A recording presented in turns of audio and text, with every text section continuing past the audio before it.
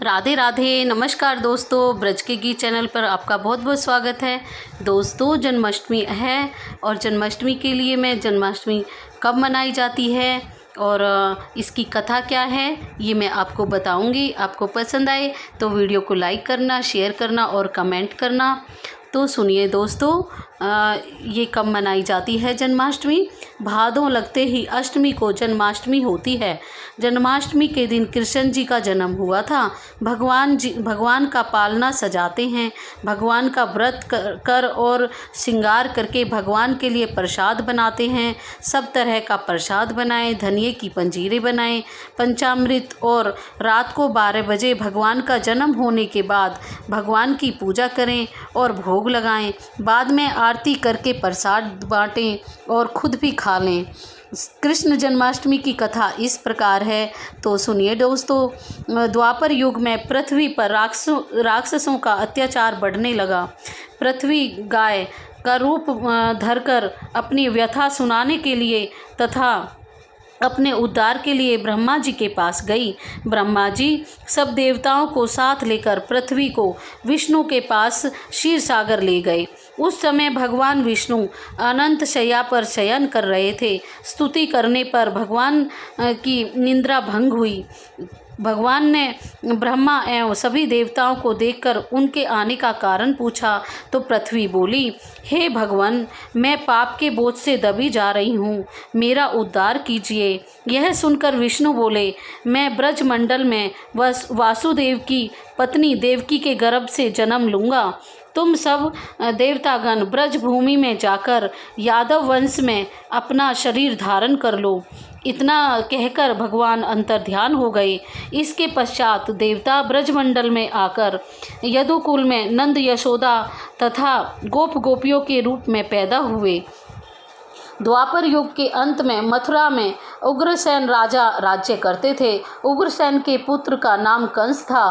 कंस ने उग्रसेन को बलपूर्वक सिंहासन से उतारकर जेल में डाल दिया और स्वयं राजा बन गया।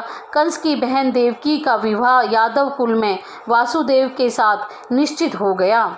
जब कंस देवकी की विदाई कराने के लिए रथ के साथ जा रहा था तो आकाशवाणी हुई, हे कंस, जिस देवकी को तू इतने प्रेम से विदा कर रहा है उसकी आठवां पुत्र तेरा संहार करेगा। आकाशवाणी की बात सुनकर कंस क्रोध से भरकर देवकी को मारने को तैयार हो गया। उसने सोचा, ना देवकी होगी ना कोई पुत्र होगा। और वासुदेव ने कंस को समझाया, तुम्हें देवकी से तो कोई भय नहीं है, देवकी की 8वीं संतान से तुम्हें भय है, इसलिए मैं इसकी 8वीं संतान को तुम्हें सौंप दूंगा। तुम्हारी समझ में जो आए उसके साथ वैसा ही करना, आपकी इच्छा है। कंस ने वासुदेव की बात स्वीकार कर ली और वासुदेव और देवकी को कारागार में बंद कर दिया। तत्काल नारद जी वहां उपस्थित हुए और कंस से बोले, यह कैसे पता चलेगा कि 8वां गर्भ कौन सा है? गिनती आरंभ से या अंतिम गर्भ से करें? कहाँ से शुरू होगी? कंस ने नारद जी के परामर्श पर देवकी के गर्भ से उत्पन्न होने वाले समस्त बालकों को मारने का निश्चय किया।